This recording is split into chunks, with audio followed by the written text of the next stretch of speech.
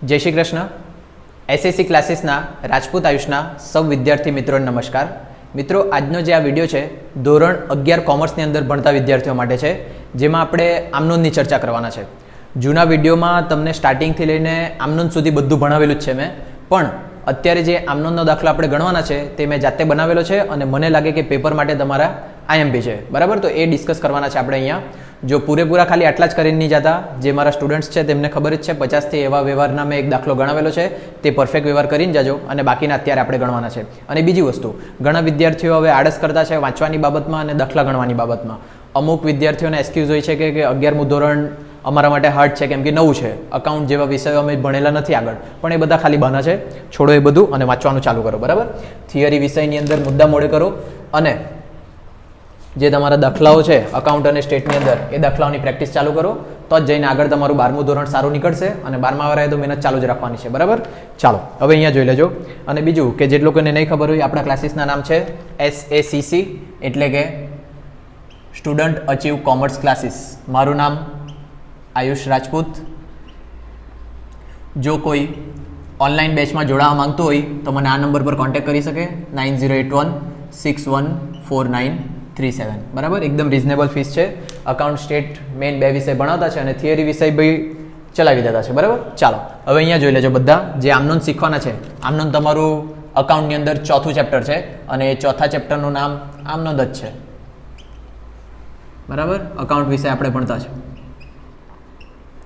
आ side पर तमने रकम मूकी देवा, रकम जोजो। अने नमूनानी बात करिए, जो तमे अकाउंटनी अंदर कई भी वस्तु भणता होय तो नमूना प्रमाणे ज चालवा पड़े। जेम के अत्यारे अहींया तमारा देखाय आ दाखलो बनावेलो छे एटले नाम बधा जाणीता ज हशे, जोई लेजो। आयुषना चोपड़े आमनोंध लखो। ज्यारे बी तमे आमनोंध बनावता होय अथवा तो लखता होय तो सौथी पहेला तमारुं उपर हेडिंग जरूरी छे। हेडिंगना आगळ तमारे श्री नामनो उल्लेख करवानो। श्री आयुषना चोपड़े आमनोंध। पेटा नोंधनो बी विडियो आवी गेलो छे, तमे चेनल पर जईने जोई शके। जूना विडियो बी बनावेला छे, तमारा माटे जोजो, केम के तमने खबर ज छे आपणुं चेनल एटલું कई ग्रोथ नथी के मने इनकम थवानी छे, एटले बधा विडियो खाली तमारा माटे ज छे। भणजो शांतिथी अने पास थजो। चालो नमूनानी वात करीए तो पहेલું खाનું तारीख, बीजुं खाનું विगत, त्रीजुं खाનું खापा, चौथुं खाનું उधार रुपया અને છેલ્લું ખાનું જમા રૂપિયા। ચાલો નમૂના જે છે તેની વાત, પછી રોકડ વ્યવહાર, ઉધાર વ્યવહાર, બે અસર, આ બધા વાત આપણે જૂના વિડીયોમાં કરેલી જ છે। એટલે ખાલી અત્યારે આપણે જે આઈએમપી દાખલાઓ છે એ દાખલાઓ જ ગણવાના છે, તે સિવાયનું બીજું કંઈ કરવાના નથી। એટલે ધ્યાન રાખજો અને જોજો શાંતિથી। સૌથી પહેલાં જો પહેલો વ્યવહાર, રૂપિયા 20,000 રોકડા, 10,000 ફર્નિચર, 30,000 લેણદારો, 10,000 દેવાદારો અને 12% હર્ટ્સની લોન રૂપિયા 20,000 ધંધામાં લાવી ધંધો શરૂ કર્યો। ચાલો બરાબર। હવે જો તમે સ્ટાર્ટિંગમાં કઈ બી વસ્તુ માલિક લઈને આવે તો એ ધંધામાં શું લાવેલો કે ભાઈ મૂડી, અને મૂડી ખાતે હંમેશા મેં તમને શું યાદ રાખવા કીધેલું છે? જમા। થોડાક જે સ્ટુડન્ટને કીધેલું છે તે તમે બી યાદ રાખી લો। મૂડી ખાતે હંમેશા જમા, ઉપાડ ખાતે હંમેશા ઉધાર। મૂડી ખાતે હંમેશા જમા, ઉપાડ ખાતે હંમેશા ઉધાર। એના પછી ખરીદ ખાતે હંમેશા ઉધાર, વેચાણ ખાતે હંમેશા જમા। ખરીદ ખાતે હંમેશા ઉધાર, વેચાણ ખાતે હંમેશા જમા। જો ખરીદ ખાતે ઉધાર થતું હોય તો ખરીદ પરત ખાતે હંમેશા જમા। જો વેચાણ ખાતે જમા થતું હોય તો વેચાણ પરત ખાતે હંમેશા ઉધાર। એટલે બે હજુ યાદ રહી ગયા, વેચાણ પરત ખાતે ઉધાર અને ખરીદ પરત ખાતે જમા। એટલે આ ટોટલ 6 વસ્તુ થઈ। એના પછી દેવાદારો મિલકત તરીકે હંમેશા ઉધાર, લેણદારો દેવા તરીકે હંમેશા જમા। દેવાદારો ઉધાર, લેણદારો જમા। થોડુંક ગોખવા પડે તો થોડુંક સારું રહે તમારે લખવામાં, બાકી દર વખતે તમે કાયદા લગાડવા જવાના તો બહુ ટાઈમ નીકળી જશે તમારો, બરાબર। બીજી વસ્તુ, જો તમારા ધંધામાંથી વેચાણ સિવાય અન્ય રીતે માલની જાવક થાય, વેચવા સિવાય અન્ય રીતે માલની જાવક થાય તો હંમેશા ખરીદ ખાતે જમા કરવાનું। ધ્યાન રાખજો, મેં અત્યારે થોડીક વાર પહેલાં કીધું ખરીદ ખાતે હંમેશા ઉધાર, પણ અમુક અપવાદ બી હોય। વેચવા સિવાય અન્ય રીતે માલની જાવક થાય તો હંમેશા ખરીદ ખાતે જમા। ક્યારે ક્યારે વેચવા સિવાય અન્ય રીતે માલ જાય? તમારો માલ આગમાં બળી જાય, તમારો માલ ચોરાઈ જાય, તમારો માલ ધર્મદામાં આપે, તમે જાહેરાત કરે, આટલા બધા જેટલા બી છે જેમાં વેચવા સિવાય તમારા ધંધામાંથી માલ જતો છે તો તેવા ટાઈમે ખરીદ ખાતે કરવાનું જમા। અને બીજી વસ્તુ જેટલી તમારા દાખલાની અંદર આવશે તેટલી વસ્તુ હું તમને શીખવાડતો જાવા। ચાલો પહેલાં જો તારીખ લખવાની પદ્ધતિ બધાને હવે તો ખબર પડવા જ જોઈએ। આમાંથી તો અહીં પડ્યા કરે, ઢોર લોકો બધા ભરી મૂકે ને। ચાલો સૌથી પહેલાં તારીખ લખીએ 2025 ફેબ્રુઆરી 1. ચાલો હવે એની અંદર જોઈ લો. સૌથી પહેલાં રોકડ મિલકત છે. તમે કોઈ બી માલિક ધંધાની અંદર કઈ બી વસ્તુ લાવે તો એ મૂડી લાવેલો કહેવાય. મૂડી ખાતે હંમેશા જમા થાય. તે સિવાયનું બધું કરવાનું ઉધાર. રોકડ ધંધાની અંદર આવે તો ઉધાર, એટલે અહીંયા લખવાનું પહેલાં તો રોકડ ખાતે ઉધાર. એના પછી બીજું આવ્યું છે ફર્નિચર ખાતે ઉધાર. એના પછી ત્રીજી વસ્તુ આવી છે લેણદાર. થોડીક વાર પહેલાં જ કીધું, લેણદાર ખાતે હંમેશા થાય જમાવાળી વસ્તુ બાકી રાખીએ. લેણદાર ખાતે જમા કરવાનું, ઉધાર થાય નહીં. એના પછી દેવાદારો ખાતે ઉધાર. અહીંયા લખીએ દેવાદારો ખાતે ઉધાર. લેણદારો ખાતે જમા થાય છે. પછી બીજું લોન કોઈની લાવે તો એ તમારા માટે કહેવાય દેવું તમારું થાય જમા. એ બી ધ્યાનમાં રાખજો. એટલે અહીંયા લખીએ તે લેણદાર ખાતે.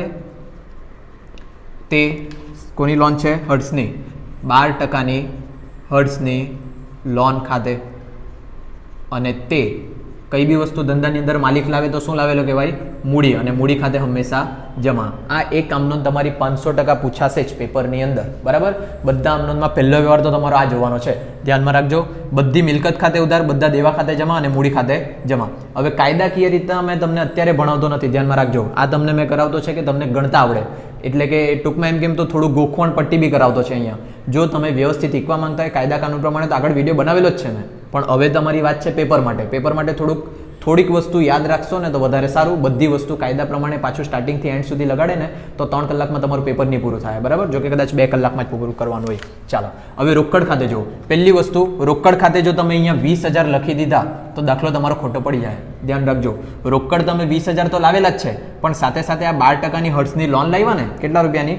20,000ની. એટલે ટોટલ આ લોન લાવે એટલે બી પૈસા આવવાના તમારા ધંધામાં. એટલે કેટલા રૂપિયા થઈ જવાના ટોટલ? 40,000 રૂપિયા. આ વસ્તુ જો તમે ખોટી લખી તો તમારે અહીંયા તકલીફ પડી જાય. ધ્યાનમાં રાખજો. 20,000 રોકડા તો ધંધામાં આવતા જ છે, ડાયરેક્ટ કેશ. અને આ 12%ની લોન લાવ્યા તેવી તમારા કેશ આવવાના. એટલે રોકડા ટોટલ તમારા ધંધામાં 40,000 આવવાના. ફર્નિચર કેટલાનું આવવાનું તમારા ધંધામાં? 10,000નું. દેવાદારો કેટલાના આવવાના તમારા ધંધામાં? એ બી 10,000ના. લેણદારો કેટલાના આવવાના તમારા ધંધામાં? 30,000ના. લેણદારો જમામાં છે એટલે જમા બાજુ રકમ લખીએ 30,000. અને હર્ટ્સની લોન કેટલાની લાવ્યા તમે? 20,000. એટલે ખાલી અહીંયા આમ નોંધમાં રોકડવાળું ધ્યાન રાખજો, બીજું કંઈ ધ્યાન રાખવાનું નથી. જો લોન નહીં હોતે તો રોકડ તમારી 20,000 જ આવતે. હવે જે મૂડીમાં પૈસા લખવાના તેમાં 40, 50 ને 60, આ ટોટલ 60,000 થયા. 60,000માંથી 30,000 માઇનસ કરો એટલે 30,000. 30,000માંથી 20,000 માઇનસ કરો એટલે કેટલા બચવાના? 10,000. હવે પડે બધાને? આ 50,000 ટોટલ થયું. એ 50,000માંથી તમે માઇનસ કર્યા 30 ને 20 40, 50 ને 60,000 ટોટલ થયું. એમાંથી તમે આ 50,000 માઇનસ કર્યા એટલે કેટલા આવ્યા? 10,000. તે તમારા અહીંયા લખ્યા છે. ચાલો નેક્સ્ટ. એના પછી વાત આવે હવે બાબત જે લખવાની. બાબત જે તમે બતાવવાનો નથી. બાબત જેમાં લખી દેજો રોકડ, ફર્નિચર, દેવાદારો, લેણદારો અને 12%ની હર્ટ્સની લોન સાથે ધંધો શરૂ કર્યો તેના. બરાબર? જો બાબત જે લખતા નહીં આવડે ને તો આખો વ્યવહાર ઉતારી આવવાનો. બસ. ચાલો નેક્સ્ટ. તારીખ કઈ છે? ફેબ્રુઆરી 2. 20%ની રાકેશની લોન ધંધામાં લાવ્યા. ચાલો પાછું કંઈક વસ્તુ ધંધાની અંદર લઈને આવેલા છે. કઈ બી વસ્તુ ધંધાની અંદર લાવે તો શું લાવેલા કહેવાય? મૂડી. બરાબર? પણ મૂડી લાવેલા કહેવાય. અહીંયા તો તમે શું લાવેલા છે? લોન લાવે એટલે ધંધાની અંદર રોકડ આવે તો ઉધાર. એટલે અહીંયા રોકડ ખાતે ઉધાર. જો તમે અહીંયા મૂડીની વાત કરે તો મૂડી તમારા ધંધામાં આવી નહીં, ઉલટાનું તમારા ધંધામાંથી પૈસા જવાના, કેમ કે કોઈનું દેવું લઈને આવેલા છે. અને દેવું ધંધાની અંદર લાવે એટલે દેવા ખાતે થાય હંમેશા જમા. એટલે તે કોની લોન છે? રાકેશની. 20%ની રાકેશની લોન ખાતે. આવા જ વ્યવહાર પેપરમાં પૂછાશે. આની બહારના શક્યતા ઓછી છે. પૂછાઈ બી શકે, હા, કંઈ કહેવાય નહીં. 50,000 રૂપિયા છે અહીંયા ઉધારમાં અને 50,000 રૂપિયા જમામાં. તમે જે રોકડ લઈને આવેલા છે તે એકચ્યુઅલી કદાચ અહીંયા ઉપાડ ખાતે ઉધાર બી કરી શકે, પણ તમારે ચોપડીમાં તમારું પરફેક્ટ જોઈ લેવાનું. ચાલો 3 તારીખ. 30,000 રોકડ બેંકમાં ભર્યા. તારીખ 3. 30,000 રૂપિયા તમે રોકડા બેંકમાં ભરે તો ધંધામાંથી રોકડ જાય તો જમા. અને બેંક લેનાર ખાતે ઉધાર. એટલે અહીંયા થશે બેંક ખાતે ઉધાર, તે રોકડ ખાતે. જો ઝડપ લાગતી હોય તો લાગશે જ, કેમ કે હવે એટલો ટાઈમ નથી કે બધી વસ્તુ તમને ડિટેલમાં કહેવાય. 30,000 રૂપિયા રોકડા બેંકમાં ભરે એટલે રોકડ જાય તો જમા. અને બેંક લેનાર ખાતે ઉધાર. પૈસા લખાવો કેટલા છે? 30,000. એટલે આ 30,000 ને અહીંયા બી 30,000. ચાલો તારીખ 4. ચોથી તારીખ જોઈ લો. 20,000 હેનિલ પાસેથી લોન લીધી. જો કોઈ પાસેથી તમે લોન લે એટલે ધંધાની અંદર રોકડ આવે તો ઉધાર. એટલે અહીંયા રોકડ ખાતે ઉધાર. અને જેની લોન લે તેના ખાતે જમા. તે હેનિલની લોન ખાતે. કેટલા રૂપિયાની લોન લીધેલી છે? 20,000ની. અને બીજી વસ્તુ જોઈ લેજો, અમુક વિદ્યાર્થી લોન લે એટલે અહીંયા બેંક ખાતે લખી લેતા છે. લોન લે એટલે કંઈ બેંકમાંથી જ લોન નથી લેવાના, તો માણસ પાસેથી લોન લીધેલી એટલે કેશ તમારા હાથમાં આવવાના, એટલે રોકડ ખાતે લખવાનું. તારીખ 5. 10,000 ઘર ખર્ચ માટે અને 20,000 ઓફિસ ખર્ચ માટે બેંકમાંથી ઉપાડ્યા. આ વ્યવહાર મોસ્ટ ટાઈમથી દર વખતે પેપરમાં આવશે જ. જો તમે ઘર ખર્ચ માટે પૈસા ઉપાડે તો એ તમારું કહેવાય ઉપાડ. ઘર ખર્ચ, અંગત ખર્ચ. અંગત ખર્ચ માટે જ્યારે બી તમારા ધંધામાં નોંધ થાય તો ઉપાડ ખાતે નોંધ થાય, અને ઉપાડ ખાતે થાય હંમેશા ઉધાર. એટલે અહીંયા કરી દો પહેલાં ઉપાડ ખાતે ઉધાર. કેટલા રૂપિયા ઘર ખર્ચ માટે? 10,000. એના પછી ઓફિસ ખર્ચ. ઓફિસ ખર્ચ ધંધાનો ખર્ચ છે. ધંધાનો ખર્ચ હોય તો અહીંયા ઓફિસ ખર્ચ ખાતે લખાવવા તો જોઈએ, પણ ઓફિસ ખર્ચ અત્યાર સુધી કર્યો નથી. ઓફિસ ખર્ચ માટે તમે પૈસા ઉપાડ્યા છે. જો તમે ઓફિસ ખર્ચ કરવા માટે પૈસા ઉપાડે તો ધંધાની અંદર રોકડ આવે, એટલે રોકડ ખાતે થાય ઉધાર. આવે તો ઉધાર પ્રમાણે ધ્યાન રાખજો. ખર્ચ ખાતે ક્યારે લખાય? જ્યારે તમે એ ખર્ચો કરેલો હોય તો. ધારો કે અહીંયા એમ લખેલું હતું કે ઓફિસ ખર્ચના 20,000 ચૂકવ્યા તો રોકડ જાય તો જમા, તે રોકડ ખાતે, અને ઉધાર થતે ઓફિસ ખર્ચ ખાતે. ક્લિયર થાય બધાને? જો ખર્ચ કરે તો ખર્ચ ખાતે નોંધાય, જો ખર્ચ માટે પૈસા ઉપાડ્યા હોય તો ધંધાની અંદર રોકડ આવે. અને બીજી વસ્તુ જો બેંકમાંથી ઉપાડ્યા છે, બેંકમાંથી ઉપાડે એટલે બેંક મને આપનાર, આપનાર ખાતે જમા, એટલે તે બેંક ખાતે. અને રોકડ ખાતે ઓફિસ ખર્ચ માટે કેટલા ઉપાડ્યા છે? 20,000. અને ટોટલ બેંકમાંથી ઉપાડ્યા તમારા 30,000. જો કાયદા કાનૂન વ્યવસ્થિત આવડતા હશે તો જ આ બધી વસ્તુ સમજ પડે, નહીં તો બધું બાઉન્સ થાય ઉપરથી, અને એના માટે તમારે જૂના વિડીયો બધા જોવા પડશે. ચાલો તારીખ 6 તારીખમાં જો 5,000 જીવન વીમાના અને 2,000 આગના વીમાના ચૂકવ્યા.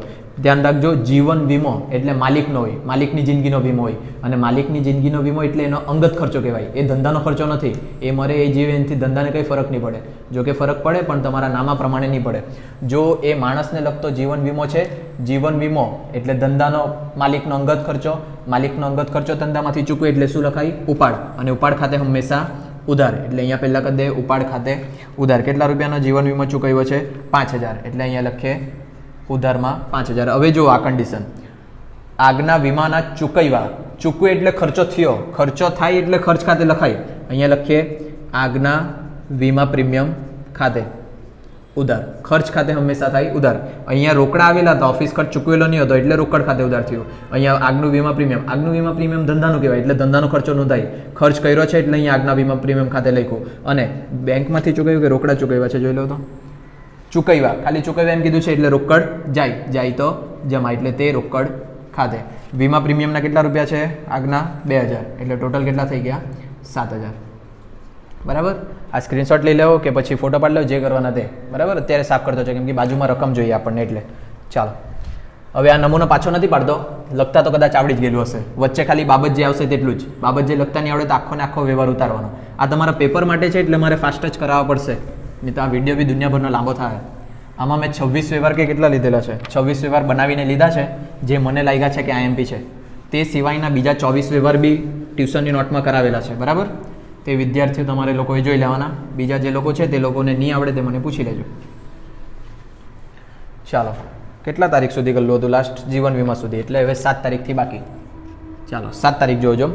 2,000 પુત્રની ટ્યુશન ફી રોકડેથી અને જીવન વીમો ચેકથી ચૂકવ્યો. હવે પુત્રની ટ્યુશન ફી ધંધાનો ખર્ચો નથી, અંગત ખર્ચો છે. અંગત ખર્ચો એટલે કોના ખાતે લખાય?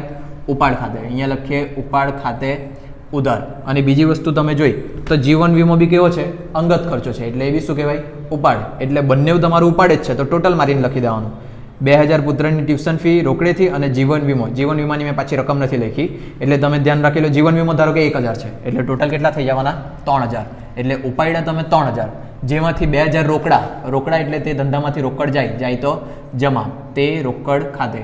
રોકડા તમે ઉપાડ્યા 2,000 અને 1,000 તમે બેંકમાંથી લીધા, એટલે બેંક આપનાર ખાતે જમા, એટલે તે બેંક ખાતે. કેટલા રૂપિયા? 1,000. ધ્યાન રાખજો, મેં જીવન વીમાના પૈસા લખ્યા નથી, પણ 1,000 છે એવું માની લેજો. પાછું જોઈ લેજો વ્યવહાર. તમે પુત્રના ટ્યુશન ફીના 2,000 લીધા ધંધામાંથી રોકડા, એટલે રોકડ જાય તો જમા, તે રોકડ ખાતે. અને 1,000 જીવન વીમો બેંકમાંથી ચૂકવ્યો, એટલે બેંક આપનાર ખાતે જમા, એટલે તે બેંક ખાતે. બરાબર?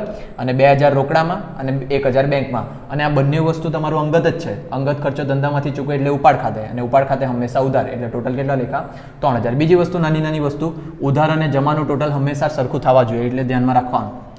8 તારીખ 10,000ની બાઇક 8,000માં વેચી 5,000 ધંધામાં લાવ્યા. જો તમે જ્યારે હિસાબ કરે ને તો હંમેશા ધંધાના હિસાબ કરે, માલિકના હિસાબ કરતા નથી. એટલે જો મેં મારો ધંધો હોય, મેં મારી અંગત બાઇક વેચું, કોઈને દાન કરું કે જે કરું તે, એનાથી ધંધાને કંઈ લાગે વળગે નહીં. તમારે શું જોવાનું કે ધંધામાં શું થતું છે તે. ટૂંકમાં કેમ આપણે જે લખીએ તેમાં ખાલી ધંધાની અસર લખતા છે, માણસની કે વ્યક્તિની અસર લખવાની નથી. જોઈ લેજો ક્યાં ગયું. 8 નંબર, 10,000ની બાઇક તમે 8,000માં વેચે, એનાથી ધંધાને કંઈ લાગે વળગે? કંઈ લાગે વળગે નહીં. તમારી બાઇક તમે જેટલામાં વેચો તેટલામાં અમને કંઈ ફરક નહીં પડે. પણ જો 5,000 ધંધામાં લાવ્યા તેનાથી ધંધાને ફરક પડે. 5,000 રૂપિયા ધંધામાં લાવે એટલે ધંધામાં રોકડ આવે તો ઉધાર, એટલે રોકડ ખાતે ઉધાર. અને કઈ બી વસ્તુ માલિક અંગત ધંધામાં લાવે તો શું લાવેલો કહેવાય? મૂડી. અને મૂડી ખાતે હંમેશા જમા, એટલે તે મૂડી ખાતે. કેટલા રૂપિયા લાવેલો છે? 5,000. પેલા 10,000ની બાઇક 8,000માં વેચે એનાથી કંઈ ફરક નહીં પડે. આપણે ધંધામાં કેટલા પૈસા આવ્યા તે જોવાના. ચાલો 9 તારીખ, 10,000નું ફર્નિચર લઈ બદલામાં 5,000નો માલ આપ્યો. મોસ્ટ ટાઈમ પીછે કદાચ ખાસ આમનોની અંદર બી આવતો છે. 10,000નું ફર્નિચર લઈ બદલામાં 5,000નો માલ આપ્યો. જો તમે ફર્નિચર લીધું એટલે ધંધામાં ફર્નિચર આવે તો ઉધાર, એટલે અહીંયા થશે ફર્નિચર ખાતે ઉધાર. અને તમે ધંધામાંથી માલ આપ્યો, જો મેં તમને કીધું થોડીક વાર પહેલાં જ કે જો તમારા ધંધામાંથી વેચાણ સિવાય કોઈ બી રીતના તમારા ધંધામાંથી માલ ગયો ને તો ખરીદ ખાતે જમા કરવાનું. આ તમે ફર્નિચર લીધું, બદલામાં માલ આપ્યો, તમે માલ વેચ્યું નથી, તમે કોઈકની વસ્તુના બદલામાં માલ આપ્યો, એટલે અન્ય રીતે માલની જ આવક કહેવાય. એટલે તે શું કરવાનું? ખરીદ ખાતે. આ બધા ભૂલી જતા છે, બધાએ ધ્યાનમાં રાખવાનું. અન્ય રીતે માલ જાય એટલે તમારે લખવાનું જમા ખરીદ ખાતે. અને બીજી વસ્તુ, તમને અત્યારે થોડીક વાર પહેલાં જ પાછું કીધું કે મેં ફક્ત ને ફક્ત ધંધાને જેટલા પૈસા સંકળાયેલા છે ને તે જ તમારે નોંધ કરવાના. ફર્નિચર તમે 10,000માં લીધું છે, પણ બદલામાં માલ કેટલાનો આપ્યો? ખાલી 5,000નો. તો તમારે ખાલી કેટલા પૈસા નોંધવાના? 5,000. પેલું ફર્નિચર 10,000નું હતું, તેનાથી આપણને કંઈ લાગે વળગે નહીં. 5,000નું જે નુકસાન થયું તે સામેવાળાને થયું. આપણે એ બધું કંઈ જોવાની જરૂર નથી. આપણે જે ધંધામાંથી 5,000નો માલ ગયો એટલે કે આપણે એવું વિચારવાનું કે 5,000નું જ આપણને ફર્નિચર પડ્યું છે, એટલે 5,000 બંનેમાં લખવાના. ચાલો, અને નફો નુકસાન ક્યારે લખવાનું? જ્યારે વસ્તુ તમે વેચેલી હોય તો જ. જો વસ્તુ વેચતા નથી તો તમારો નફો નુકસાન લખવાનું નથી, કેમ કે કાયદા પ્રમાણે નફો ત્યારે જ કહેવાશે જ્યારે તમે જે વસ્તુનો વેપાર કરતા હોય ને તે વસ્તુ તમે વેચે તો જ એ નફો નુકસાનમાં કાઉન્ટ થાય, બાકી એ કાઉન્ટ થાય નહીં. નંબર 10 જો 50,000નો માલ ધર્મેશને 10% વેપારી વટાવે અને 5% રોકડ વેટાવે વેચ્યો. અડધા નાણાં ચેકથી મળ્યા. આવા વ્યવહાર ખાસ પૂછાય. ચાલો ગણતરી કરવા પડશે. અહીંયા જોઈ લેજો. 50,000નો માલ ધર્મેશને 10% વેપારી વટાવ વેચ્યો છે. ચાલો વટાવ માટેના બી કાયદા યાદ રાખી લો. જો સૌથી પહેલાં વેપારી વટાવ બાદ થાય, તેના પછી રોકડ વટાવ બાદ થાય. સૌથી પહેલાં વેપારી વટાવ બાદ થાય, તેના પછી રોકડ વટાવ બાદ થાય. ચોપડે ફક્ત ને ફક્ત રોકડ વટાવની નોંધ થાય. વેપારી વટાવની નોંધ ચોપડે થવાની નથી. અને રોકડ વટાવ ત્યારે જ બાદ થાય જ્યારે વ્યવહાર રોકડ વ્યવહાર હોય. પાછું સાંભળી લો. વેપારી વટાવ ને રોકડ વટાવ માટે સૌથી પહેલાં વેપારી વટાવ બાદ થાય, તેના પછી રોકડ વટાવ બાદ થાય. ચોપડે ફક્ત ને ફક્ત રોકડ વટાવની નોંધ થાય. અને રોકડ વટાવ ત્યારે જ માઇનસ થાય જો વ્યવહાર રોકડ હોય તો. જોઈ લો કેવી રીતના યુઝ કરવાનું તે. પહેલાં 50,000નો માલ ધર્મેશને 10% વેપારી વટાવે અને 5% રોકડ વટાવે વેચ્યો. અડધા નાણાં ચેકથી મળ્યા. પહેલાં તો 50,000નો માલ, એમાંથી સૌથી પહેલાં માઇનસ કરો વેપારી વટાવ. 10% છે વેપારી વટાવ, 10% એટલે 5,000 થવાના, બાદ કરીને આવવાના 45,000. હવે એમ કીધેલું છે અડધા નાણાં ચેકથી મળ્યા. અડધા એટલે આના 2 ભાગ પાડીએ.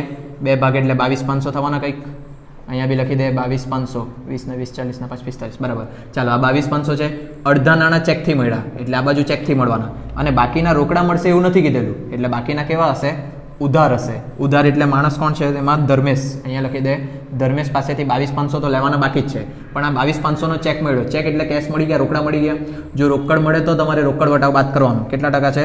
5%. એટલે આમાંથી માઇનસ કરીએ 5% રોકડ વટાવ. 1,125 કે કેટલા થાય?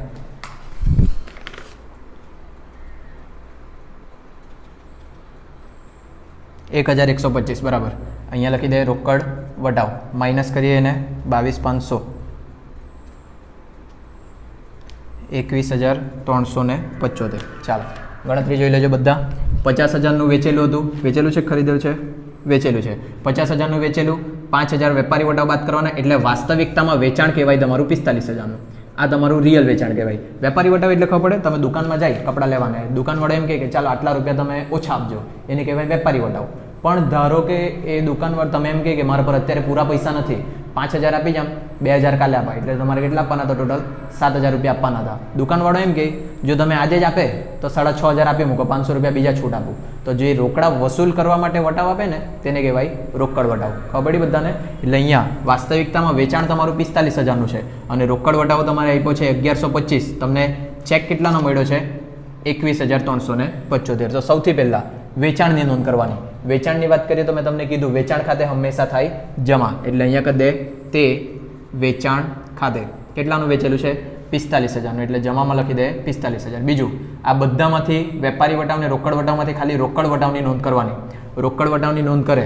તમે વેચેલું છે, વટાવ બે પ્રકારના હોય, મળેલ વટાવ ને આપેલ વટાવ. તમે વેચે તો વટાવ આપે, આપેલો વટાવ ધંધા માટે નુકસાન, નુકસાન ખાતે ઉધાર, એટલે અહીંયા ઉધાર કરીએ આપેલ વટાવ ખાતે ઉધાર. પછી ચેક, તમને વેચેલો છે માલ એટલે ચેક મળે, ચેક મળે એટલે ધંધાની અંદર રોકડ આવે, આવે તો ઉધાર, પણ ચેક મળતો છે એટલે બેંક ખાતે ઉધાર. ચેક કેટલાનો મળવાનો? 21375. વટાવ કેટલાનો આપ્યો? 1125. અને હજુ પાછું તમારે ધર્મેશ પાસેથી 22500 લેવાના છે.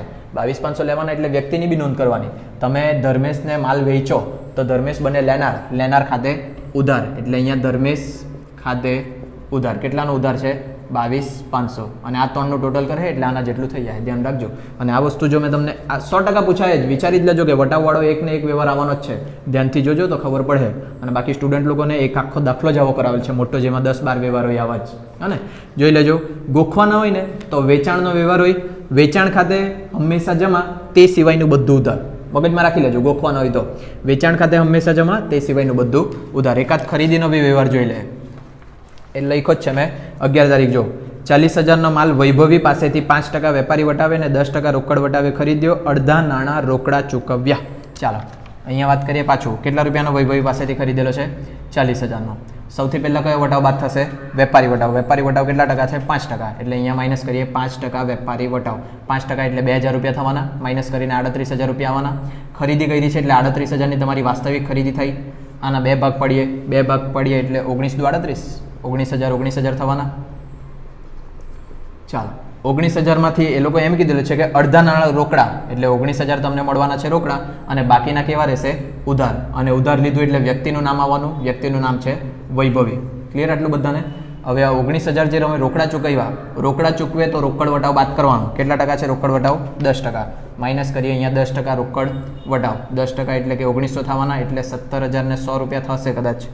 1700 અને 800 900 બરાબર છે. ક્લિયર આટલું બધાને? એટલે રોકડા તમે આપ્યા છે 17000 તો હવે જો ગોખવા પ્રમાણે તમને કરાવવું, અહીંયા સેમ ગણતરી છે, કંઈ વધારે ધાડ નથી મારવાની. સ્લો કરીને વિડીયો જોજો અને વારંવાર જોજો એટલે આવડી જાય. ખરીદી કરી છે, ખરીદ ખાતે હંમેશા ઉધાર, એટલે અહીંયા કરી દે ખરીદ ખાતે ઉધાર. તે સિવાયનું બધું જમા. તે સિવાયનું એટલે આ વટાવની નોંધ કરવાની. જમા થાય ને તો હંમેશા મળેલ વટાવ જમા થાય. મળશે વટાવ તો નફો કહેવાશે, નફો કહેવાય તો જમા થાય. ખરીદી કરે એટલે વટાવ તમને મળવાનો, જેટલું બી ભાન પડવા જોઈએ. તે મળેલ વટાવ ખાતે. તમે ખરીદી કરે એટલે રોકડ જાય, જાય તો જમા, એટલે તે રોકડ ખાતે. વૈભવી પાસેથી ખરીદી કરી એટલે વૈભવી આપનાર, આપનાર ખાતે જમા, એટલે તે વૈભવી ખાતે. એટલે ક્લિયર થતું હોય? વેચાણ ખાતે જમા, તે સિવાયનું બધું ઉધાર. ખરીદ ખાતે ઉધાર, તે સિવાયનું બધું જમા. ધ્યાનમાં રાખી લેજો. પૈસા લખીએ, ખરીદી કરી 38000ની, એટલે ઉધારમાં લખીએ 38000. વટાવ તમને મળ્યો 1900 રૂપિયા. ખાલી રોકડ વટાવની જ નોંધ કરવાની. રોકડ ખાતે રોકડા કેટલા આપ્યા? 17000 અને વૈભવી પાસેથી પૈસા લેવાના 19000. એટલે આ 3નું ટોટલ કરે એટલે 38000 જેટલા થઈ જાય. પાણી લાવવાનું ભૂલી ગયેલો છે આજે તમે. ચાલો આ સ્ક્રીનશોટ પાડી લેજો એટલે મેં સાફ કરું.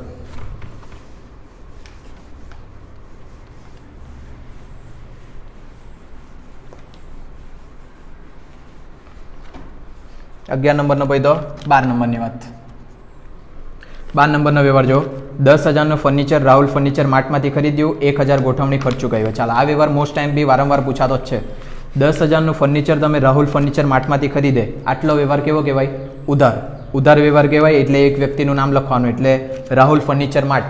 તેમાંથી ખરીદે એટલે એ તમારા માટે આપનાર, આપનાર ખાતે જમા. તે રાહુલ ફર્નિચર માર્ટ ખાતે. યંત્ર ખરીદેલું છે, સોરી ફર્નિચર ખરીદેલું છે. ફર્નિચર ખરીદેલું એટલે ફર્નિચર ધંધાની અંદર આવે, આવે તો ઉધાર, એટલે અહીંયા ફર્નિચર ખાતે ઉધાર. અને તમે ગોઠવણી ખર્ચો ચૂકવેલો છે, ખર્ચો ચૂકવે એટલે ધંધામાંથી રોકડ જાય તો જમા, તે રોકડ ખાતે. હવે અહીંયા જે છે ને તમે ગોઠવણી ખર્ચ ખાતે લખશે તો દાખલો ખોટો પડી જશે. કારણ એનું એવું છે કે નામો એવું માને કે જો તમે કોઈ મિલકત ખરીદે અને એ ખરીદતી વખતનો કોઈ ખર્ચો થાય તો એ તમારી મિલકતની અંદર જ પ્લસ કરવાનો. જેમ કે મેં 5000નો પંખો ખરીદું અને એને અહીંયા ફિટિંગ કરવા માટે 500 રૂપિયા મજૂરને આપું તો મને પંખો કેટલામાં પડ્યો? 5500માં. એ જ વસ્તુ તમારું નામું માને. હવે મેં દુકાનમાંથી 5000નો પંખો ઉધાર લઈને આવું પણ અહીંયા જે મારો મજૂર આવે તેને તો મારે 500 રૂપિયા આપવા જ પડે ને. એટલે પહેલા 500 રૂપિયા રોકડા ચૂકવાયા અને બાકીના 5500નો મને પંખો પડ્યો. તે રીતના અહીંયા કેવું છે તે જો 10000નું ફર્નિચર ખરીદેલું છે, 1000 ગોઠવવાના ખર્ચો, એટલે ફર્નિચર કેટલાનું પડ્યું મને? 11000નું. જેમાંથી રાહુલ ફર્નિચર માર્ટવાળાને મારે 10000 રૂપિયા આપવાના, એટલે એ મારા માથે દેવું પડેલું છે. અને રોકડા મેં ચૂકવ્યા 1000 મજૂરીના ગોઠવવાના ખર્ચા. એટલે આ પ્રકારની એની આમ નોંધ થાય. બધા ધ્યાનમાં રાખવાનું. મોસ્ટ ટાઈમપી વ્યવહાર છે આ. જો કે આખો દાખલો જ મોસ્ટ ટાઈમપી છે, બધા હારા જ વ્યવહાર લીધા છે. 13 તારીખ જો ઇલેક્ટ્રોનિક કાંટો તથા ત્રાજવા અને કાટલા 20000માં ખરીદ્યા. ચાલો, ઇલેક્ટ્રોનિક કાંટો એટલે ખબર પડે જેના પર વજન કરે ને, સામાન આપવા માટે વજન કરે તે ઇલેક્ટ્રોનિક કાંટો. ત્રાજવું ને કાટલું, ત્રાજવું એટલે એમ વજન કરે ને આવી રીતના કંઈક હોય તે એમ કરીને વજન કરે તે એ ત્રાજવા, અને એની ઉપર જે પેલું વજન મૂકે ને વજનિયા તેને કહેવાય કાટલા. આ જે બધી વસ્તુ આવે ને એને ધંધાની અંદર ડેડ સ્ટોક તરીકે ઓળખવામાં આવે. શું? Dead stock. કેમ કે કંઈ કામ લાગવાના નથી. કામ લાગવાના નથી એટલે કામ તો લાગે પણ મરેલો સ્ટોક એવું કહે એને, અને ડેડ સ્ટોક. ઇલેક્ટ્રોનિક કાંટો, ત્રાજવા, કાટલા, વજનિયા આ બધું શું કહેવાય? Dead stock. જ્યારે તમે એની ખરીદી કરે ધંધાની અંદર આવે તો ઉધાર, એટલે અહીંયા લખીએ ડેડ સ્ટોક ખાતે ઉધાર. અને વ્યક્તિનું નામ છે કોઈ જગ્યા નથી એટલે રોકડેથી ખરીદેલું છે. રોકડેથી ખરીદે એટલે પૈસા જાય તો જમા, એટલે તે રોકડ ખાતે. કેટલાનો ડેડ સ્ટોક ખરીદેલો છે જોઈ લો તો 20000, એટલે અહીંયા આવશે 20000 ઉધાર ને 20000 જમા. તારીખ 14 થાકી ગયો. 10000નો માલ હરાજીમાંથી ખરીદ્યો. જ્યારે મેં 11મા ધોરણમાં હતો તો મારા અકાઉન્ટમાં 50માંથી 49 આવેલા. ખોટું લાગતું હોય તો ઇન્સ્ટાગ્રામ પર છે, મારે રિઝલ્ટ પોસ્ટ છે, જોઈ લેજો. અને એની અંદર મારું જે ખોટું પડેલું ને તે આ જ વ્યવહાર ખોટો પડેલો, એટલે તે પછીથી આજથી 5 વર્ષમાં મેં દર વખતે આ વ્યવહાર બધાને કરાવું. જોજો, 10000નો માલ હરાજીમાંથી ખરીદ્યો. હરાજીમાંથી ખરીદ્યો એટલે અમુક લોકોને, એટલે કે મને એવું લાગેલું કે આ ઉધાર વ્યવહાર છે અને હરાજી એ કોઈ વ્યક્તિનું નામ છે, પણ વાસ્તવિકતામાં હરાજી એટલે ઓક્શન. ઓક્શન એટલે બોલી બોલાય, ખબર ને? 501, 502 એમ કરીને 3 વખત કરતા હોય, બીજો કંઈ 1000, ત્રીજો કંઈ 4000, એને કહેવાય હરાજી. એને જ કહેવાય ઓક્શન, એને જ કહેવાય બોલી બોલાય તે.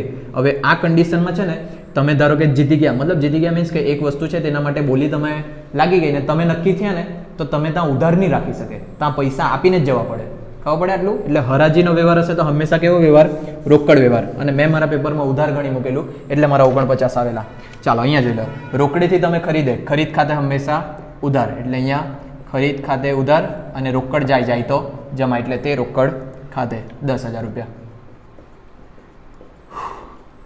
થાકી ગયો છે અમે. 15 તારીખ 20000નો રમેશને પરત કર્યો. માલ લખવાનું રહી ગયું છે વચ્ચે. 20000નો માલ રમેશને પરત કર્યો અને 10000નો માલ રાહુલે પરત કર્યો. બે અલગ અલગ વ્યવહાર છે 15 અને 16ના. જોઈ લેજો. 20000નો માલ રમેશને પરત કર્યો. મેં રમેશને ક્યારે પરત કરી શકું? પહેલાં મેં રમેશ પાસેથી ખરીદેલો હશે તો. એનો અર્થ એવો થાય કે આ કઈ પરત છે? ખરીદ પરત. ને ખરીદ પરત ખાતે હંમેશા જમા, એટલે તે ખરીદ પરત ખાતે. અને ઉધાર થાય માણસ. કોણ લેનાર છે? રમેશ લેનાર, એટલે રમેશ ખાતે ઉધાર. જો તમને ખરીદ પરત વેચાણ પરતની ખબર પડે ને તો લેનાર આપનાર નક્કી કરજો. રમેશને પરત કર્યો, રમેશને મેં પરત કરું તો રમેશ લેનાર ખાતે ઉધાર. રમેશ ખાતે ઉધાર થઈ ગયું. જમા શું થાય? હંમેશા ખરીદ પરત. એટલું બી યાદ રાખવી લેવાનું. રમેશભાઈ પાસે કેટલા? 20000. અહીંયા લખીએ 20000, અહીંયા લખીએ 20000. 16 તારીખ જો 10000નો માલ રાહુલે પરત કર્યો. રાહુલે પરત કર્યો એટલે રાહુલ આપનાર ખાતે જમા, એટલે તે રાહુલ ખાતે. અને કઈ પરત ઉધાર થઈ? વેચાણ પરત, એટલે વેચાણ પરત ખાતે ઉધાર. કેટલા રૂપિયા? 10000. ચાલો 17 તારીખ 50000નો માલ આગમાં બળી ગયો. વીમા કંપનીએ 70% દાવો મંજૂર કર્યો તથા 5000 ભંગારમાં વેચતા મળ્યા. ચાલો, મોસ્ટ ટાઈમપી વ્યવહાર છે. આવો વ્યવહાર બી પૂછાય. જોજો અહીંયા 50000નો માલ બળી ગયો. એની અંદર વીમા કંપનીએ 70%નો દાવો મંજૂર કર્યો, એટલે અહીંયાથી માઇનસ કરીએ વીમા કંપની 70%. 5 7 35000. 35000 વીમા કંપની આપવાની, એટલે નુકસાન કેટલું થવાનું હતું? 15000નું. બરાબર. પણ એ જે માલ પડેલો હતો ને તેને તમે ભંગારમાં વેચીને 5000 પાછા મળી ગયા, એટલે 5000 અહીંયા લખીએ ભંગારમાં વેચ્યા. તો નુકસાન કેટલાનું થયું તમારું? 10,000નું નુકસાન. આ પહેલાં તો ગણતરી સાદી સિમ્પલ. 50,000નો માલ તમારો આગમાં બળી ગયો, વીમા કંપની તમને આપવાની છે 70% એટલે 35,000 રૂપિયા. 15,000નું નુકસાન કહેવાતું હતું, પણ તમે જે બળી ગયેલો માલ વેચો તે ભંગારમાં તેના 5,000 મળ્યા એટલે 10,000નું તમારું શું થયું છે હવે નુકસાન. તો આ બધાની નોંધ કેવી રીતના કરવાની તે સૌથી પહેલાં મેં તમને કીધું કે જો તમે વેચાણ સિવાય અન્ય રીતે માલ જાય, વેચાણ સિવાય અન્ય રીતે માલ જાય તો કોના ખાતે જમા કરવાનું? ખરીદ ખાતે. એટલે તે ખરીદ ખાતે કેટલા રૂપિયાનો માલ ગયેલા ગયો તમારો? 50,000નો. બીજી એક વસ્તુ ધ્યાન રાખજો, વીમા કંપની ખાતે હંમેશા ઉધાર, કેમ કે વીમા કંપની હંમેશા આપણા ધંધા માટે બને દેવાદાર, કેમ કે એણે પૈસા આપવાના અને દેવાદાર ખાતે ઉધાર. એટલે અહીંયા લખાય વીમા કંપની ખાતે ઉધાર 35,000. બીજું આ 15,000 તો ગણતરીના છે, એની તો નોંધ નહીં થવાની. 5,000 રૂપિયાનો માલ તમે ભંગારમાં વેચે એટલે રોકડ આવે તો ઉધાર. અહીંયા રોકડ ખાતે ઉધાર 5,000. અને 10,000નું થયું નુકસાન ખાતે બી શું થાય? ઉધાર. પણ નુકસાનમાં લખવાનું એનાથી નુકસાન થયું આગથી ને, લખીએ અહીંયા આગથી થયેલ નુકસાન ખાતે ઉધાર 10,000નું. આ 3/3નું ટોટલ 50,000 જેટલું થવા જોઈએ. તો તમારો સાચો, નહીં તો ખોટું. કંટાળી ગયો અમે. 2 વિડીયો બનાવી દીધા ને એટલે. આના પહેલાં બી એક વિડીયો બનાવેલો છે પેટાનોનનો, બધું એક સાથે બનાવવાનું વિચાર્યું ને. વરસાદ છે બહાર, આજે રજા છે એટલે વિચાર્યું બનાવી દઉં. ચાલો 17 પછી તો 18 જોઈ લો. સ્ક્રીનશોટ પાડવા માટે ટાઈમ નહીં આપ્યો કે પાછો તમે પાડી લેજો આગળ વિડીયો બેક કરીને. 20,000નો માલ મોકલવાનો ઓર્ડર મળ્યો. ચાલો ઓર્ડર મળ્યો એટલે કેવો વ્યવહાર? બિનઆર્થિક. એટલે અહીંયા લખી દેવાનો બિનઆર્થિક વ્યવહાર. ચાલો 19 તારીખ 18ના રોજનો માલ 10% વેપારી વટાવે અને 10% રોકડ વટાવે મોકલ્યો. ચાલો જો 20,000નો માલ મોકલવાનો ઓર્ડર મળેલો હતો, હવે બીજા તારીખે ઓર્ડર અમલમાં આવ્યો. ઓર્ડર મળ્યો એટલે તમે વેચવાના, તમે વેચે એટલે વેચાણ ખાતે હંમેશા જમા. એટલે અહીંયા લખી દે તે વેચાણ ખાતે. ગણતરી કરવા પડશે સાઈડ પર. 20,000નો માલ છે, સૌથી પહેલાં વેપારી વટાવ બાદ કરવાનો. કેટલા ટકા? 10%. એટલે 10% વેપારી વટાવ બાદ કરીએ 2,000 રૂપિયા એટલે 18,000 જે આવવાના તે શું આવવાનું? તમારું વેચાણ. એટલે વેચાણમાં પૈસા લખવાના તમારે 18,000. હવે ત્યાં જોઈ લો, કોઈ બી અડધા રોકડા અડધા ઉધાર એવું કંઈક મળે નહીં, અને કોઈ વ્યક્તિનું નામ બી નથી, એટલે રોકડ વ્યવહાર જ છે. અને રોકડ વ્યવહાર હોય તો રોકડ વટાવ બી બાદ કરવા પડે.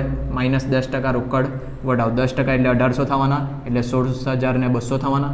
આટલા રૂપિયા તમે કેવા આપ્યા? રોકડા. આ બંનેમાંથી ચોપડે કયાનું વટાવની નોંધ કરવાની? ખાલી રોકડ વટાવની. વેચાણ ખાતે જમા છે તો વટાવ ઉધાર થશે, એટલું મગજમાં રાખવાનું. આપેલ વટાવ ખાતે ઉધાર 1,800, અને આ તમે વેચે એટલે રોકડ ધંધામાં આવે તો ઉધાર, એટલે રોકડ ખાતે ઉધાર 16,200. બસ આટલું જ. વેચે એટલે તમારે વટાવ આપવા પડે, અને તમે વટાવ આપે એટલે ધંધા માટે નુકસાન તરીકે ઉધાર. કોઈ બીજા પૈસા બાકી નહીં મળે, કોઈ પૈસા બાકી હોતે તો અહીંયા વ્યક્તિનું નામ બી આવતે ઉધાર તરીકે. 20 તારીખ 5,000 આવકવેરા રિફંડના ધંધાના બેંક ખાતામાં ભર્યા. જોઈ લેજો હવે અહીંયા આવકવેરો અને વ્યવસાય વેરો. આવકવેરો એટલે માલિકની આવક પર ભરાય, એટલે આ જે છે તે અંગત ખર્ચો કહેવાય, અને વ્યવસાય વેરો તે ધંધાનો કહેવાય, એટલે આ ધંધાનો ખર્ચો કહેવાય. ધંધાનો ખર્ચો હોય તો ટેન્શન નથી, ચોપડે નોંધવાનું. પણ આવકવેરો જો માલિકનો અંગત ખર્ચો છે એટલે શું કહેવાય? ધંધામાંથી ચૂકવે તો ઉપાડ કહેવાય. 5,000નો આવકવેરા રિફંડ ધંધાના બેંક ખાતામાં જમા કર્યું. જોજો હવે ધારો કે મેં આવકવેરા ભરું 10,000 ધંધામાંથી, તો મારે ઉપાડ કરેલો કહેવાય. પછી એ પૈસા વાત પતી ગઈ. તમને ખબર છે રિફંડ, તમે કંઈક વસ્તુ ઓનલાઈન મંગાવે અને રિટર્ન કરે તો તમારા પૈસા રિફંડ આવે. રિફંડ આવે એટલે તમે ભરેલા પૈસા પાછા આવે. જો પાછા પૈસા આવે તો એને કહેવાય રિફંડ. હવે જે 10,000 મેં ભર્યા એમાંથી 2,000 મને પાછા જો મળે તો એ તો મારા અંગત ઇન્કમ કહેવાય. પણ જો એ અંગત ઇન્કમ મેં ધંધામાં લાવ્યો તો મેં ધંધામાં લાવેલો પૈસા કહેવાશે. ક્લિયર ખબર પડે આટલું? જોઈ લો અહીંયા વ્યવહાર શું થયું છે તે. 5,000 આવકવેરા રિફંડ ધંધાના બેંક ખાતામાં ભર્યા. આવકવેરા રિફંડ મળ્યું એટલે માલિકનું અંગત કહેવાય, ધંધા સાથે લાગે વળગે નહીં, પણ એણે ધંધાના બેંક ખાતામાં જમા કરાવ્યા એટલે ધંધામાં રોકડ આવે તો ઉધાર. પણ બેંકમાં આવ્યું છે એટલે અહીંયા કરાશે બેંક ખાતે ઉધાર, કેમ કે બેંક લેનાર બને. કેટલા રૂપિયા? 5,000. હવે આ 5,000 જે રિફંડ મળ્યા તે માલિકનું અંગત હતું. માલિક અંગત વસ્તુ ધંધાની અંદર લાવે તો શું લાવેલો કહેવાય? મૂડી. એટલે મૂડી ખાતે હંમેશા જમા, એટલે તે મૂડી ખાતે 5,000. કોઈ બી જગ્યા આવકવેરા રિફંડનો ઉલ્લેખ નથી, ધ્યાનમાં રાખજો. મોસ્ટ ટાઈમ પે વ્યવહાર પેપરમાં આવશે. 21 તારીખ 1000 આવકવેરો ધંધાના બેંક ખાતામાંથી ચૂકવ્યો. જો માલિકનો અંગત ખર્ચો છે, ધંધામાંથી ચૂકવ્યો એટલે શું કહેવાય? ઉપાડ. અહીંયા કરીએ ઉપાડ ખાતે ઉધાર, અને ધંધામાંથી ચૂકવ્યું એટલે ધંધામાંથી રોકડ જાય તો જમા, એટલે તે રોકડ ખાતે. કેટલા રૂપિયા ચૂકવ્યા? ધંધાના આવકવેરા બેંકમાંથી ચૂકવ્યા. બેંકમાંથી ચૂકવેલું છે પાછું. બેંકમાંથી ચૂકવ્યું એટલે રોકડ ખાતે નહીં લખાય. શું લખાય? બેંક ખાતે. 1000. કોઈ જગ્યા આવકવેરાનો શબ્દનો ઉલ્લેખ નથી, ધ્યાન રાખજો. મોસ્ટ એમપી વ્યવહાર. 22 તારીખ જો 5000 આવકવેરા રિફંડ મળ્યું. સોરી 500 રૂપિયા આવકવેરા રિફંડ મને મળ્યું. મારી અંગત ઇન્કમ ધંધાને કઈ લાગે વળગેની? જો મેં ધંધામાં પૈસા લાવતે તો લખતે, પણ લાવેલો નથી એટલે ધંધા માટે કેવો વ્યવહાર બની જાય? બિન આર્થિક વ્યવહાર. 23 તારીખ 10,000નો માલ મહિલા વિકાસ ગૃહમાં આપ્યો. ચાલો, ધંધામાંથી માલ આપ્યો છે, વેચાણ સિવાય અન્ય રીતે માલ જાય એટલે ખરીદ ખાતે કરવું જમા, એટલે અહીંયા થઈ ગયું તે ખરીદ ખાતે. અને મહિલા વિકાસ ગૃહમાં આપે, કોરોના રાહત ફંડ આપે, ધર્મદામાં આપે, દાન કરે, અનાથ આશ્રમ આપે, બધું દાન કહેવાય. અને દાનને તમારા વર્ડ વપરાય ધર્મદા. ખર્ચ ખાતે ઉધાર. આ તમારે ધ્યાનમાં રાખવાનું. કોઈ બી દાન કરે, પુણ્ય કરે, એ બધું શેમાં લખાય? ધર્મદા. ને ધર્મદા ખર્ચ ખાતે થાય ઉધાર. કેટલા રૂપિયા આપ્યા તમે? 10,000. એટલે અહીંયા થશે 10,000 અને અહીંયા બી થશે 10,000. 24 તારીખ રમેશ પાસેથી 8,050ના લેણા પેટે 8,000નો ચેક મળ્યો. ચેક મળે એટલે ધંધામાં રોકડ આવે તો ઉધાર. પણ બેંક ચેક મળ્યો એટલે કોના ખાતે લખવાનું? બેંક ખાતે. ચેક કેટલાનો મળ્યો તમને? 8,000નો ચેક મળ્યો. આપનાર કોણ છે? રમેશભાઈ. રમેશભાઈ આપ્યો એટલે રમેશભાઈ આપનાર ખાતે જમા, એટલે તે રમેશભાઈ ખાતે. પણ રમેશભાઈ પાસેથી લેવાના હતા 8,050. રમેશભાઈ પાસેથી 8,050 લેવાના હતા, એમણે 8,000 આપ્યા, તો 50 રૂપિયા આપણે જતા કર્યા એટલે આપણા ધંધા માટે શું થઈ ગયું? નુકસાન ખાતે થાય ઉધાર. પણ આ જે જતા કરેલા પૈસા હોય ને તે લખાય તમારા કસર ખાતે. આ બી ધ્યાનમાં રાખવાના વ્યવહાર. હા ને, જતા કરે એટલે નુકસાન થયું એટલે તમારા કસર ખાતે લખવાનું. નેક્સ્ટ, દિનેશને 1,050ના દેવા પેટે 1,000 રોકડા આપ્યા. તમે રોકડા આપ્યા છે, આપે એટલે ધંધામાંથી રોકડ જાય તો જમા, તે રોકડ ખાતે. કેટલા રૂપિયા આપ્યા? 1,000. જમામાં લખીએ 1,000. લેનાર કોણ છે? દિનેશ લેનાર ખાતે ઉધાર, એટલે અહીંયા કરી દે દિનેશ ખાતે ઉધાર. પણ દિનેશને આપવાના હતા મારે કેટલા? 1,050. મેં આપ્યા કેટલા? 1,000. તો 50 રૂપિયાની મારી શું થઈ ગઈ? આવક, અથવા તો બચત થઈ ગઈ એમ કહેવાય. બચત થાય, આવક થાય તો જમા, એટલે અહીંયા 50 રૂપિયા જમા કરીએ. પણ લખવાનું શું? કસર ખાતે. અહીંયા લખીએ તે કસર ખાતે. જ્યાર સુધી ખરીદી વેચાણ નહીં થાય ને ત્યાર સુધી નફો નુકસાન લખવાનું નહીં, અને જો નફો નુકસાન લખી દીધું તો ખોટું. લાસ્ટ વ્યવહાર 26. 10,000નું ફર્નિચર વૈભવી ફર્નિચર માર્ટમાંથી ખરીદ્યું. ચાલો, 10,000નું ફર્નિચર તમે વૈભવી ફર્નિચર માર્ટમાંથી ખરીદેલું છે. પહેલાં તો વ્યવહાર તમારો ઉધાર વ્યવહાર છે, કેમ કે રોકડ કે ચેક શબ્દનો ઉલ્લેખ નથી. તમે વૈભવી ફર્નિચર માર્ટમાંથી ફર્નિચર ખરીદે તો ફર્નિચર ધંધાની અંદર આવે તો ઉધાર, એટલે અહીંયા ફર્નિચર ખાતે ઉધાર. અને વૈભવી ફર્નિચર માર્ટમાંથી ખરીદેલું છે એટલે વૈભવી બને આપનાર ખાતે જમા, તે વૈભવી ફર્નિચર માર્ટ ખાતે. કેટલાનો માલ હતો? 10,000. ચાલો, અહીંયા 10,000 અને અહીંયા 10,000. આ બધી આમનો આઈએમપી છે, થોડીક બીજી બી છે, પણ હવે મેં કંટાળી ગયો. ચાલો, રાધે. જોજો, બીજા વિડીયો નહીં આવડે તો પૂછી લેજો કોમેન્ટ કરીને. કોઈ આમનો તમને નહીં આવડતી હોય ને તો સ્પેશિયલ હવે કોમેન્ટ કરજો. બીજા વિડીયો બનાવવાના નથી, કેમ કે વિડીયો બનાવવામાં છે ને બહુ બધી વસ્તુ ધ્યાન રાખવા પડે. પહેલાં તો આવું બધું લખવાનું, અહીંયા મૂકવાનું, એડિટ કરવાનું, આ પછી બોર્ડ ક્લીન રાખવાનું, બહુ નાટક છે. બરાબર? ચાલો, રાધે.